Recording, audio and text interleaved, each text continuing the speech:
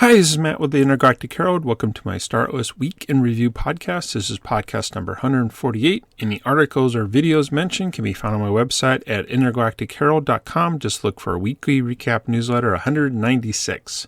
So just a quick summary of things that happened in StarOS this past week. The big one, and it was big, was the end of the year town hall, clocking in almost at 3 hours. So pretty much that's everything that I'll be talking about, and then kind of some of the outcome from the town hall with releases and things like that. But before I get to that, just a quick summary of things I'm working on in StarOS. Again, you can check out my website, intergalacticherald.com. Great resource for StarOS.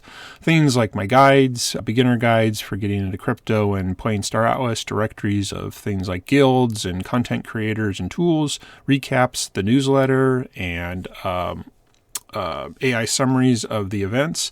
And then finally, you can subscribe to a Discord news announcement feed so you can keep up to date without having to check Discord when the team posts announcements.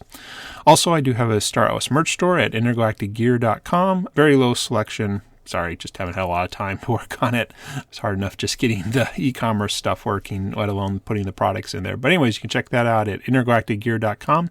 Also, I'm trying to get together a StarOS community for gamers who aren't joining guilds, so please check out intergalacticcoalition.com.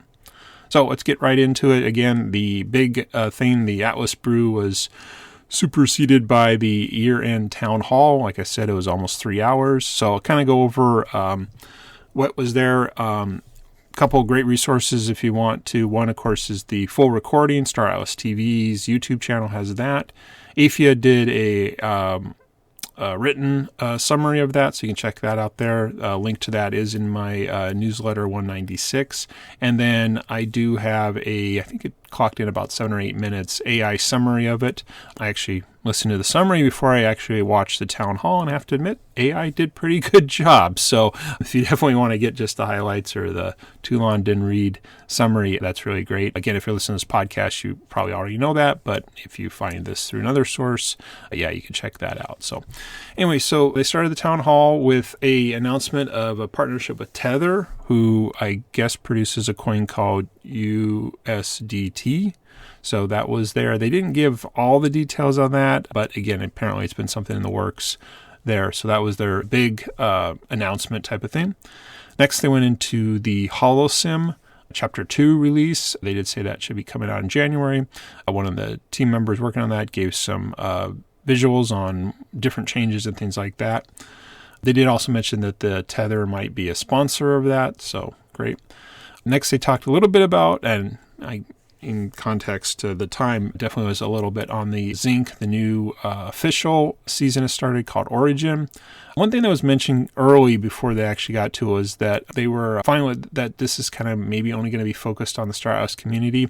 And what was interesting is there was a post that was coming, or a tweet, whatever, and then it came, and sure thought there'd be other things. So I'm not sure if, again, promotion didn't align or the time or whatever, but yeah, it seemed like just was going to, they said that was going to kind of just focus on StarOS community to have opportunities here. So that makes fine. No problem.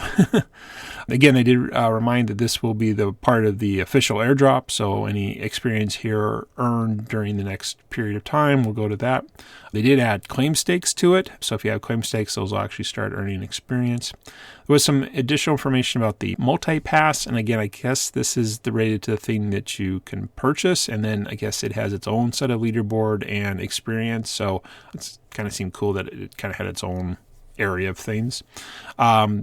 After the Origin season chapter, whatever, don't know exactly what your word they use for all this, ends, they're going to actually generate the token, and they're calling it their Genesis event. Was again stated the kind of test version, PTR, forget what that stands for, C4, will run on Zinc, so these are kind of all tied together. Some new information, at least new that I remembered, they're talking that there'll be a bridge between, I guess, Solana and Zinc, and there will be no fees for that, so ways to move back and forth there. But really, I thought the most important kind of new information was that once they move from Sage Starbase to C4, I won't have to transport all your resources back to the central space stations to be removed like we had to from the last ones.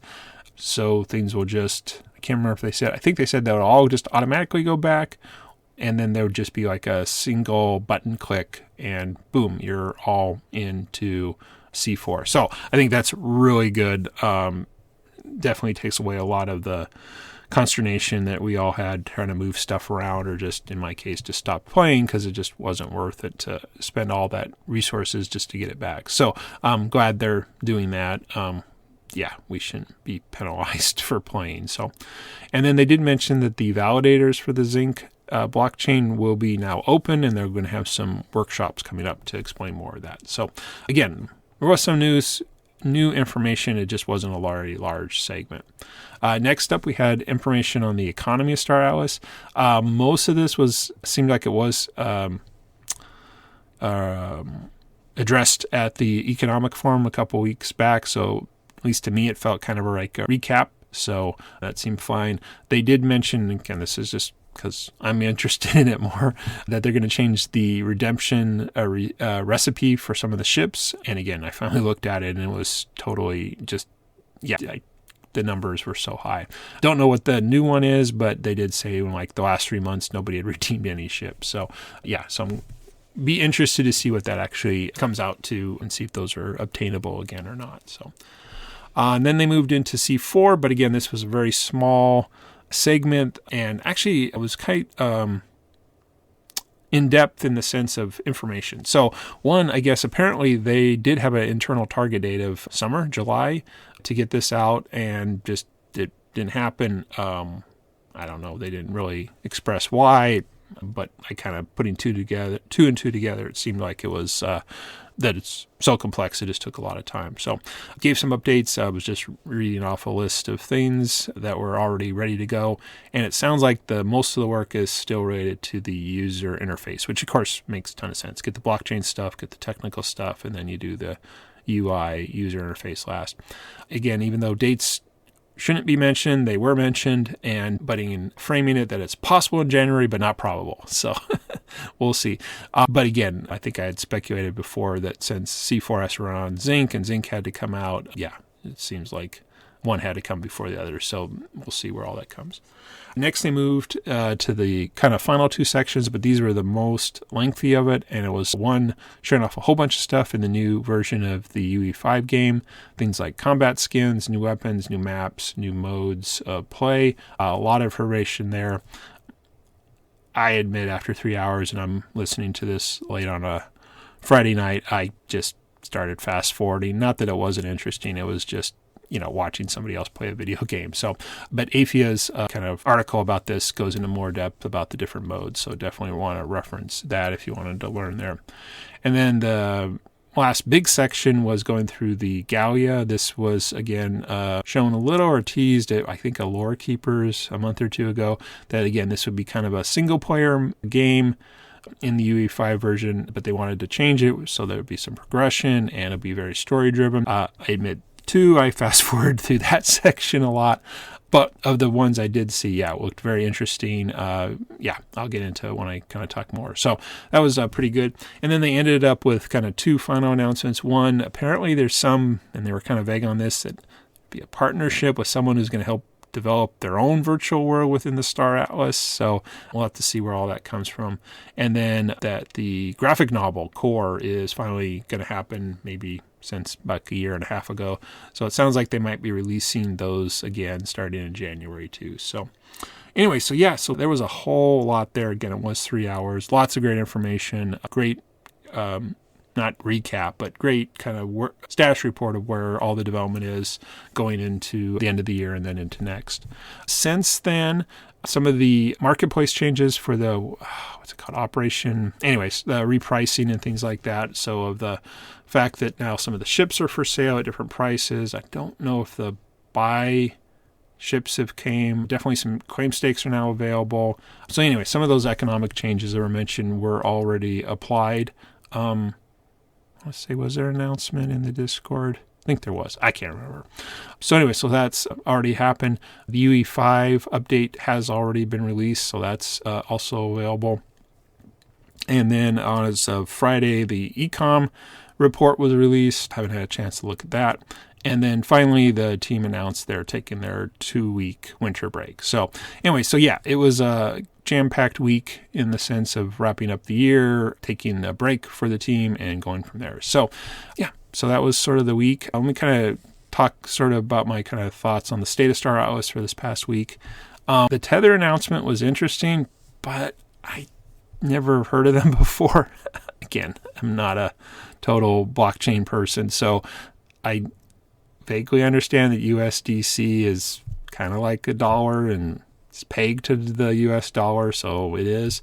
This one is kind of like that, but different. So I'll admit, I just typed into some AI and asked them what's the difference, and they're both stable coins. One's got a little different regulatory things. I don't know. It didn't really, I couldn't tell I don't know what the difference is. So, but again, the team kind of talked about a partnership, kind of talked about, I can't remember, I thought they said marketing initiative. I don't know. So we'll kind of see. I noticed on Twitter, lots of people were really gung-ho about this. So I don't know. So we'll just have to wait and see how that all comes out. So again, that's more of my lack of knowledge. I'm just not familiar with all the different tokens that are out there. Holosim. Did I not mention? Did I skip right over Holosim? Yeah, I did. I apologize. That was the second thing. Again, I'm tired. So after the Tether partnership, the next thing was the Holosim demo. They did mention they're going to release that in January. Tether's going to be a sponsor, and then I guess maybe I did mention some of those things. So I do think that really that's great timing. Releasing it this week, I think, would have been bad, or I just don't think would have been.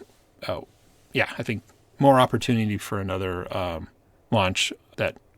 Not building upon the benefit, not learning the lessons learned from the Chapter 1 release. So I think January release looks good. The one thing I just actually, because again, they were trying to do a live demo and Discord was allowing it, but just of the screen capture and thinking back to everybody talking about it, I mean, this sure just feels like Holosim is a full game. Maybe it's not 3D, but I was realizing, and maybe I was just thinking about some of the other RTSs that have been played. That I've played. And I mean, they're not supposed to be 3D, they're RTSs. And so, I mean, it truly looks like a full game. And again, the free-to-play option, the lack of having to really, you don't have to deal with crypto, even though it is basically running the same technology, just all of it's automated behind the scenes for the crypto stuff. So, I mean, again, I think this is a great progression of a gameplay mode. Whether it's truly tied in the economy or not is irrelevant because it's not designed for that. It's really, hey, here's a free game. Play it. If you like it, great. We have a full blockchain economy where you can go off and do this. And again, the heightened, everything goes faster and you can get ships quicker and all that kind of stuff. So the only thought as I was thinking, writing these notes is, man, I wish this had been the thing we got a couple years ago. But again, hindsight 2020 and things like that. So,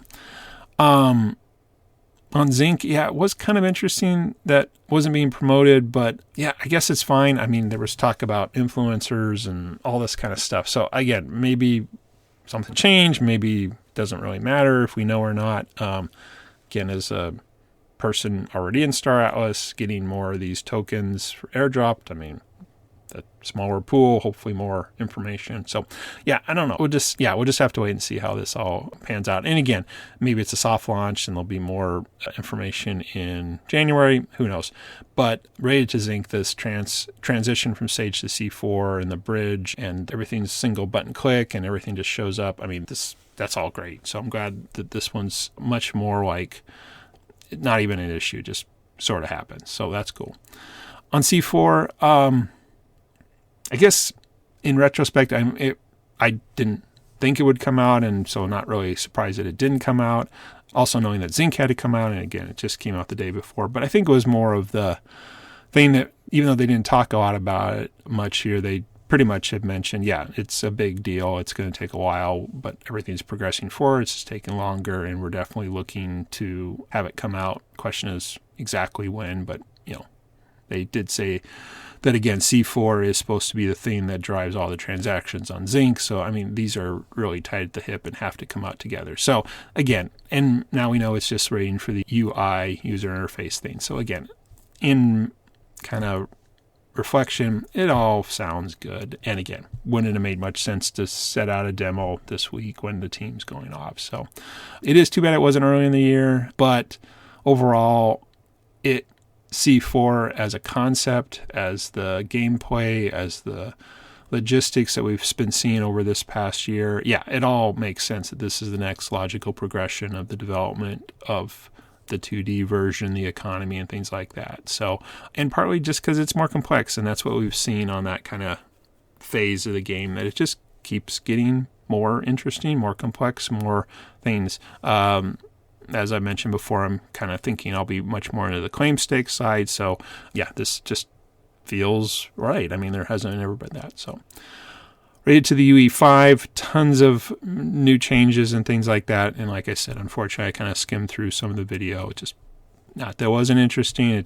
I'm just tired and you go to bed. You might hear me hearing my voice right now. It's been a long week. Anyways, but it does show the steady development of UE5 over this past year and making multiple things happen. So I think this is all positives. And again, the release has been made, just didn't have time to download nor time to look at it. So, and they have traditionally released a new version of it around this time of the year for the last couple of years. So again, all feels good on that. Gallia definitely partly seems more interesting in the sense of feels more like what we think of as a traditional game. And I guess mean that as hey, you're walking around, you're doing things, you're talking to NPCs. So they did, like they mentioned, they showed a video where they were kind of demoing this. I can't remember which event, but again, it's there. And again, if nothing else, even if it's not fully polished and it's sort of a work in progress and testing, it does show, hey, you can imagine where this can go. A couple of times when I was watching it, I have to admit, I mean, yeah, we've seen the ships, we walk around, but I don't know, with just the quests and the people talking in the background and the menus and all that, it was like, yeah, this is a game. This just feels right. So again, it shows the natural progression, which I think is great. So, and then final thing, and I know this is totally nitpicky, but I think I've said it before, so I want to be consistent. 3 hours is just too long, please. I know you're trying to wrap up for the end of the year. There's a lot of, I'm sure, pride of the teams to get this stuff out before they go on break, but there was so much content there that if this was pushed out once a month, building enthusiasm for then the release after it. It's just, you go from Holosim to C4 to Zinc to UE5 to Gallia. And again, it just feels like come second week of January or something, it'll be like, what was all that stuff? Now, again, if Holosim Chapter 2 comes out in January, who cares? We'll be moving on to the next thing. So again, there's so much there. It'd be nice to spread this stuff out to really keep, I don't know, just maybe it's a personal preference of just, I can't handle 3 hours. So anyways, but again, that's totally nitpicking, totally me. So anyways, wrap up, just talk about my journey playing Star Atlas, which I haven't been doing, but given all this information, definitely interested in downloading the latest UE5 and give it a little bit of a spin, particularly the Gallia single player. Definitely want to look at that and just see some of the other stuff. Think I'm leaning toward restarting Sage to start earning XP, and the only reason is that maybe these new crafting recipes are a little more obtainable, but it feels like I'm willing to pay a little soul just to keep those experience points growing. Just with my locked Polis and Atlas and now the claim stakes, I mean, I don't have anywhere close to, I think I'm like somewhere in the 700s. But again, it feels like, hey, I was running those before. Why not run them again? And I'm pretty sure that the Sage transactions are good ways to earn XP. So still want to look at the Sage Editor suite that came out. But now that knowing maybe the other thing might be coming in January, I don't know. But it might come down to just literally time because there's 3 tasks on my list for my winter break, so who knows to get it. So anyways, yeah, overall, great town hall. Nice to always get the updates. Definitely felt like good cadence on what was released this week and what should be released in January. So again, all feels good. sounds like the team really hit their goals to hit these different marks. All of them sound right. None of them sound rushed or anything like that. So yeah, I think it's great updating. And again, we'll see where the new year brings. So just to wrap up, again, totally open. If anybody wants to be a guest on the podcast, please reach out on my website, intergalacticherald.com. Go to the contact page, or you can definitely message me in Discord. Name is me.